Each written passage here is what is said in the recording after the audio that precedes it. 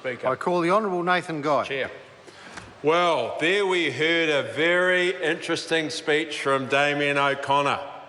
What we didn't hear when he was talking about the border levy was that when he was the Minister of Tourism, he proposed the exact same thing. He's nodding now. Did you see him nodding? He just said for Hansard's record that he did.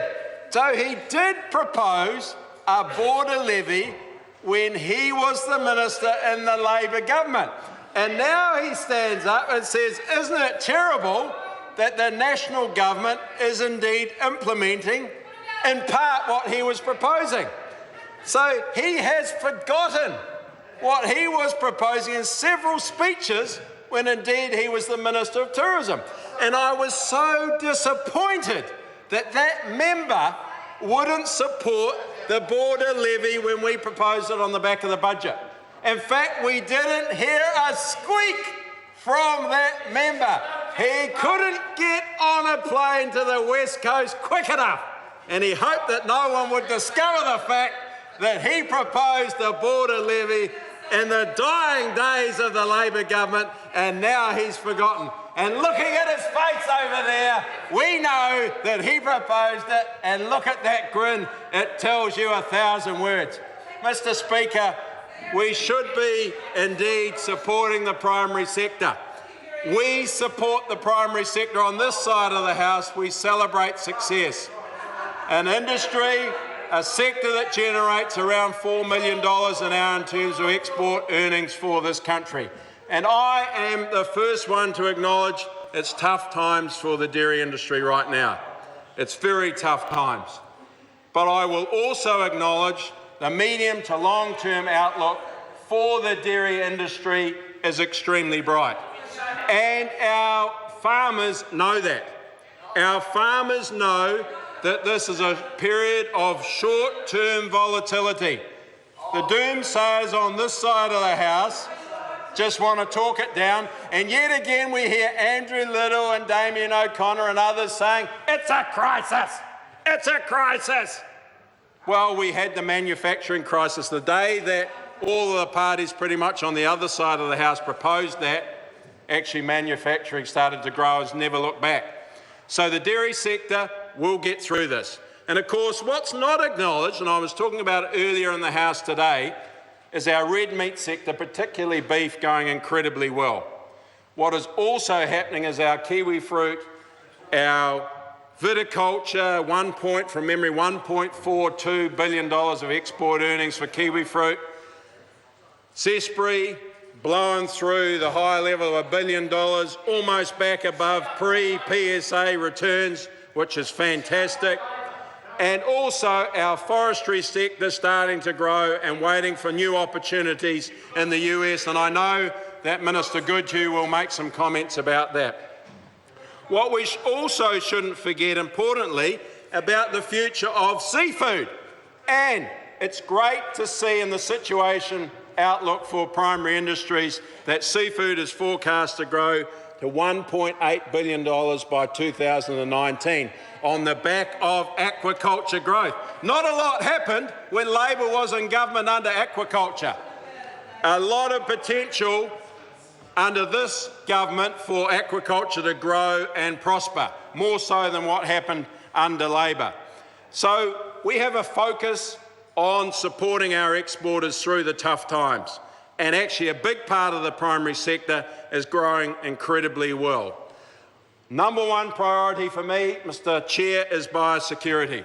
That's why we invested $27 million in this year's budget.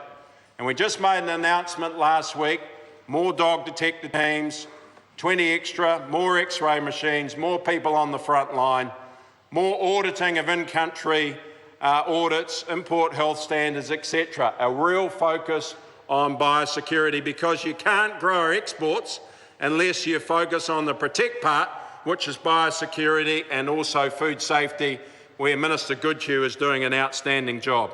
Also, trade is hugely important, new market access opportunities.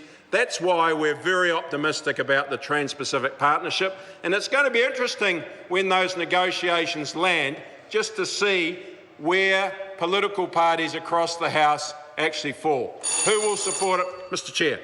Honourable Nathan Guy. Thank you. Who will actually support the Trans-Pacific Partnership? It will be very interesting to see whether Mr Little can support the Trans-Pacific Partnership. What is going to be good for the primary sector? And I imagine their caucus is split. I imagine their caucus is split down the middle. You'll have Sue Moroney there talking out of one side of her mouth. You'll have David Shearer and Phil Goff and the guys like David Parker that have a bit of an outlook and outward focus. They'll be realising that New Zealand's not going to grow our wealth unless we sell things to the world. And we sell 45% into those 11 countries that are involved in the Trans-Pacific Partnership. Huge opportunities there. Delighted that Minister Gross had landed a free trade agreement with Korea, and Taiwan is also improving, a very important new and emerging market for us. We shouldn't forget about irrigation, particularly in North Canterbury, where they're still battling through very dry times there. And I know the local member will no doubt comment on that this evening because he's been in touch, and I'm looking forward to visiting North Canterbury in the next week or so. It's going to be hugely exciting when Stage 1 opens of Central Plains Water Storage. That is a massive project on the outskirts of Christchurch City. Everyone talking about Christchurch rebuild, no one actually realises just out there in the Canterbury Plains are hundreds of millions of dollars being invested on farm, improving water quality, improving the environment, improving productivity, growing our exports. We should be backing water storage projects, and this government has a real focus in water storage. We only collect and store about 2% of the rain that falls in this country. The rest roars out to sea. Huge opportunities to do more. In the final couple of minutes I've got, Mr Chair, I also want to talk about the regional economies. Now, we've got 4 studies underway. So we've got the East Coast, Hawke's Bay, we've got Northland, we've got Bay of Plenty, and we've got the one that was recently launched, Manawatu Whanganui, which covers the whole Horizons area. And what these studies show is there's a huge amount of potential and upside in these regional economies, particularly in the primary sector, particularly in red meat, sheep and beef production, and also dairy and also horticulture expansion.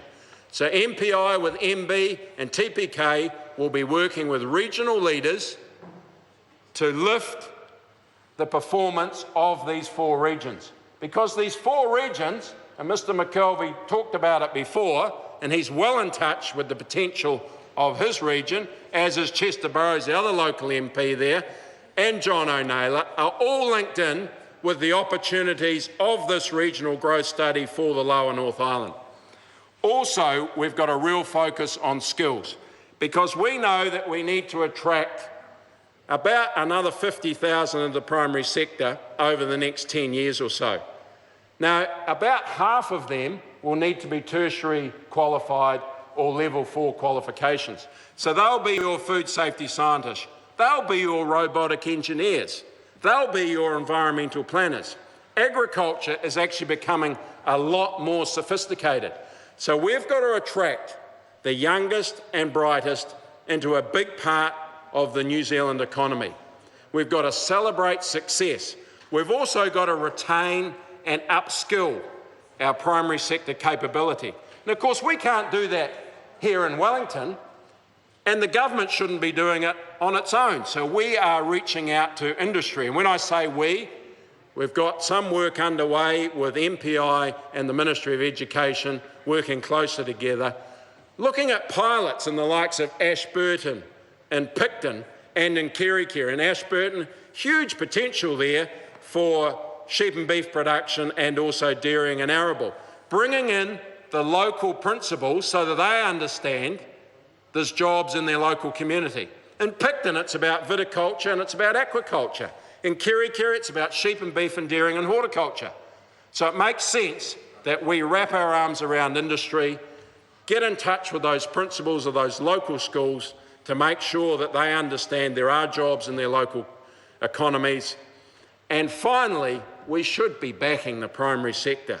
The House this evening should stand up and say the primary sector matters. And we back it more so than the opposition parties because we know it's hugely important to the New Zealand economy.